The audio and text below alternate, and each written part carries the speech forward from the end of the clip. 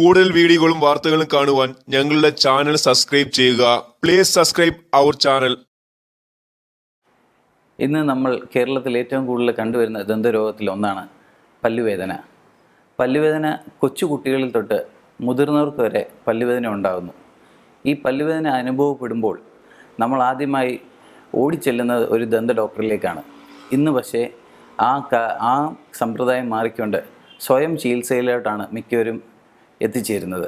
Google, computer എന്നിവയിലാണ് ആദ്യമായി തന്നെ എല്ലാ ആളുകളും ചെക്ക് ചെയ്തതിന് ശേഷം പല്ലുവേദനയ്ക്കായി ഓടിച്ചെല്ലുന്നത്. ഇതൊരു വളരെ തെറ്റായ ഒരു സമ്പ്രദായമാണ്. ആദ്യമായി ഞാൻ പറയട്ടെ, എന്താണ് ഈ പല്ലുവേദന? നമ്മുടെ പല്ലിൽ 3 ഘടകങ്ങളാണ് ആദ്യമായി കാണുന്നത്.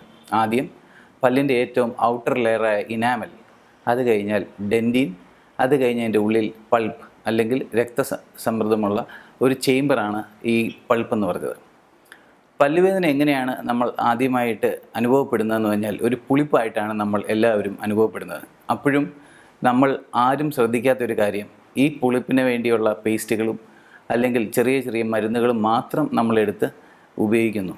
എന്നാൽ ഈ പുളിപ്പ് ക്രമീണമായിട്ട് കൂടുതലായി അപ്പോൾ അത് വലിയൊരു കേടിലേക്ക് പോവുകയാണെന്നുള്ള അർത്ഥം നമ്മൾ ആരും മനസ്സിലാക്കുന്നില്ല. പല്ലുവേദന വരുമ്പോൾ രാത്രിയിൽ നമുക്ക് ഉറങ്ങാൻ പറ്റാത്ത വേദന വരുന്നു. അതേപോലെ തന്നെ പല്ലുവേദന വെച്ച് കൂടിക്കഴിഞ്ഞാൽ അതിൻ്റെ ഉള്ളിലുള്ള ഇൻഫെക്ഷൻ കൂടി പല്ലിൻ്റെ വേരുകളിൽ ചെന്ന് അത് സിസ്റ്റായി അല്ലെങ്കിൽ ആപ്സസായി മാറുന്നു. ആപ്സസ് എന്ന് ഉദ്ദേശിക്കുന്നത് വലിയ നീര് വേദനയും അനുഭവപ്പെടുന്നു. ഇത് നമ്മൾ എന്തുകൊണ്ട് ആണ് ഇതിങ്ങനെ ഉണ്ടാകുന്നത്?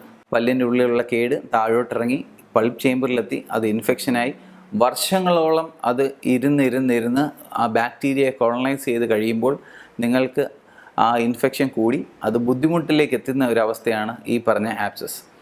ഇത് ഒഴിവാക്കാനായിട്ടുള്ള ഏറ്റവും എളുപ്പമാർഗം എന്തെന്ന് വെച്ചാൽ, പല്ലിന് പുളിപ്പോ വേദനയോ തുടങ്ങുന്ന സമയത്ത് തന്നെ ഫില്ലിങ്ങും അല്ലെങ്കിൽ അതിനുള്ള ദന്തപരിചരണം നേടുകയാണെങ്കിൽ ഏറ്റവും ഫലപ്രദമായ രീതിയിൽ നിങ്ങളുടെ പല്ലുകളെ നിങ്ങൾക്ക് സംരക്ഷിക്കാവുന്നതാണ്.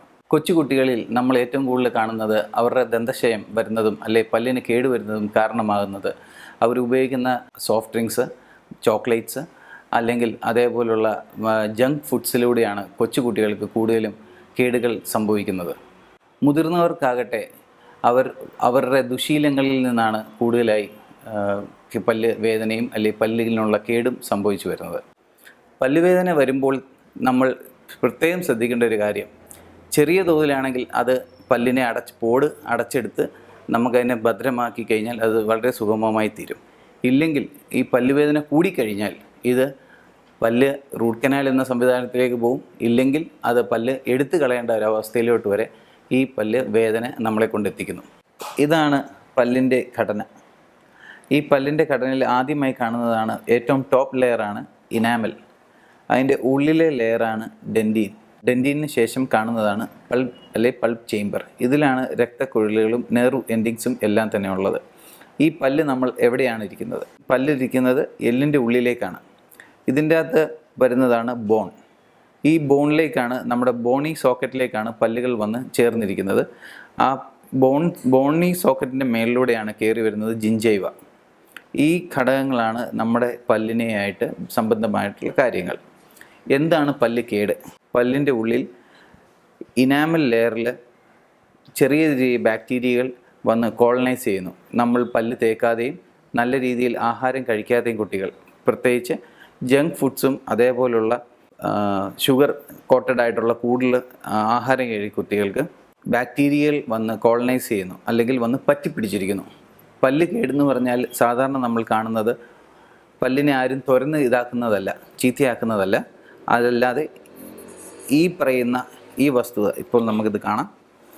പല്ലിൻ്റെ ഇനാമലിലേക്ക് ബാക്ടീരിയകൾ ഇറങ്ങി വന്നതിന് ശേഷം അതിനെ ഡിസൊല്യൂഷൻ ചെയ്യും. കെമിക്കൽ റിയാക്ഷനാണ് ഇവിടെ നടന്നുകൊണ്ടിരിക്കുന്നത്. കെമിക്കൽ റിയാക്ഷൻ നടന്നുകൊണ്ടിരിക്കുന്നതുകൊണ്ട് ഈ ഇനാമൽ അവിടെ അലിഞ്ഞു പോവുകയാണ്. അലിഞ്ഞു പോകുന്നതിൻ്റെ കൂടെ തന്നെ ഈ കേടുകൾ താഴോട്ട് ബാക്ടീരിയ തന്നെ ഇറക്കിക്കൊണ്ട് പോകുന്നു. ആദ്യത്തെ ലെയർ ഇനാമലിലെത്തി, രണ്ടാമത്തെ ലെയർ ഡെൻറ്റീനിലെത്തി. ഈ 2 ലെയറിലെത്തിക്കഴിഞ്ഞാൽ നമുക്ക് പല്ലുകൾ അടച്ച് നമുക്ക് സംരക്ഷിക്കാവുന്നതാണ്. മൂന്നാമത്തെ ലെയറിലേക്ക് എത്തുമ്പോഴാണ് അസഹനീയമായ പല്ലുവേദന നമ്മൾ അനുഭവപ്പെടുന്നത്. ആ വേദനയ്ക്ക് മുന്നോടിയായി തന്നെ നമ്മൾ കണ്ടുവരുന്നത് പുളിപ്പ്. അല്ലെങ്കിൽ ചെറിയ തോതിലുള്ള തലവേദന, ഈ സമയങ്ങളിൽ തന്നെ പല്ലുകൾ അടച്ച് എടുക്കാവുന്ന ഒരു സമ്പ്രദായമുണ്ട്. അത് ചെയ്യുകയാണെങ്കിൽ വലിയ വേദനയിൽ നിന്ന് നമുക്ക് ഈ ദന്ത സംരക്ഷണം ചെയ്യാവുന്നതാണ്. മൂന്നാമത്തെ ലെയറാണ് പൾപ്പ്. ഞാൻ പറഞ്ഞു ബ്ലഡ് വെസൽസും നെർവ് എൻഡിങ്സും ഉള്ള ഉള്ളിലുള്ള ആ ചേംബറാണ്. ആ ചേംബറിലേക്ക് നമ്മുടെ ഈ കേടുകൾ എത്തിക്കഴിഞ്ഞാൽ അസഹനീയമായ വേദന വരുന്നു. അതിനെ നമ്മൾ പിന്നെ റൂട്ട് കനാൽ അല്ലെങ്കിൽ ഒട്ടും ബുദ്ധിമുട്ടുള്ള പല്ലാണെങ്കിൽ, റൂട്ട് കനാലും ചെയ്യാൻ പറ്റാത്ത പല്ലാണെങ്കിൽ അവയെ നമ്മൾ നീക്കം ചെയ്യേണ്ടതാണ്. ഇത് ഒഴിവാക്കാനായി ആദ്യം തന്നെ ചെറിയ തോതിലുള്ള പല്ലുപുളിപ്പ്, ചെറിയ തോതിലുള്ള വേദനകൾ വരുമ്പോൾ തന്നെ ഒരു ദന്ത ഡോക്ടറെ കണ്ട് സമീപിച്ച് അതിനുള്ള ചികിത്സ തേടണമെന്ന് അഭ്യർത്ഥിക്കുന്നു. മുതിർന്ന ആളുകൾക്ക് ഏറ്റവും കൂടുതൽ കണ്ടുവരുന്നത് പല്ലുവേദന എന്ന് പറഞ്ഞാൽ അവർ പല്ലുകൾ അമക്കി തേച്ച് പല്ലുകൾക്കുള്ളിലുള്ള മോണ തേഞ്ഞ് കളയുകയാണ് സാധാരണ കണ്ടുവരുന്നത്. പല്ലുവേദന വരുമ്പോൾ തന്നെ ഈ പറഞ്ഞ പോലെ വീണ്ടും അമിതമായി ശക്തിക്ക് ബ്രഷ് ചെയ്യുന്നു. മുതിർന്നവർക്ക് ഏറ്റവും കൂടുതലുള്ള ഒരു ഇതാണ്, കൊച്ചിലെ അമ്മ പറഞ്ഞിട്ടുണ്ട്, നന്നായി പല്ല് തേച്ച് കഴിഞ്ഞാൽ നല്ല വെള്ളപ്പല്ല് വരുമെന്ന്. പ്രായമാകുമ്പോൾ നമുക്കെല്ലാവർക്കും അറിയാം നമ്മുടെ പല്ലിൻ്റെ കളറ് കുറച്ച് ഒന്ന് മങ്ങും. അത് ഉള്ളിൽ നിന്നുള്ള ഡെൻറ്റീൻ്റെ ഒരു പ്രക്രിയയാണ്. അത് ചെറിയ തോതിൽ മഞ്ഞിപ്പ് വന്നാൽ പോലും പേടിക്കരുത്. അത് അമക്കി തേച്ച് ആ പല്ലിനെ ഇല്ലാതാക്കരുത്. പല്ലുവേദന വരുമ്പോൾ നമ്മൾ മിക്കവരും ആദ്യമായി അനുഭവപ്പെടുന്ന ഒരു ബുദ്ധിമുട്ട് എന്താണെന്ന് വെച്ചാൽ സഹിക്കാൻ പറ്റാത്ത തലവേദന.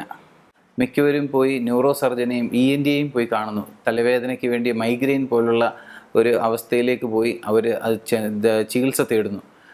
വീണ്ടും അവിടെ നിന്നാണ് പിന്നെ നമുക്ക് റെഫർ ചെയ്ത് സാധാരണ ഒരു ഡെൻ്റൽ ഡോക്ടറിൻ്റെ അടുത്തേക്ക് വരുന്നത്.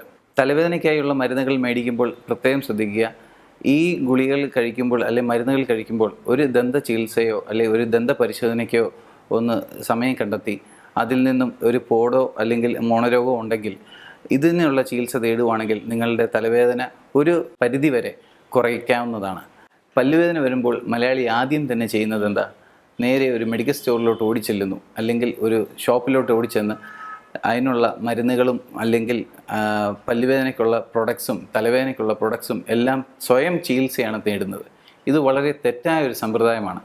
ഇങ്ങനെ സ്വയം ചികിത്സ ചെയ്യാതെ ഒരു ഡെൻറ്റിസ്റ്റിൻ്റെ അടുത്ത് പോയി ദന്തപരിശോധന നടത്തി നല്ലൊരു ട്രീറ്റ്മെൻറ്റ് എടുക്കേണ്ടതാണ്. കൂടുതൽ വീഡിയോകളും വാർത്തകളും കാണുവാൻ ഞങ്ങളുടെ ചാനൽ സബ്സ്ക്രൈബ് ചെയ്യുക. Please subscribe our channel.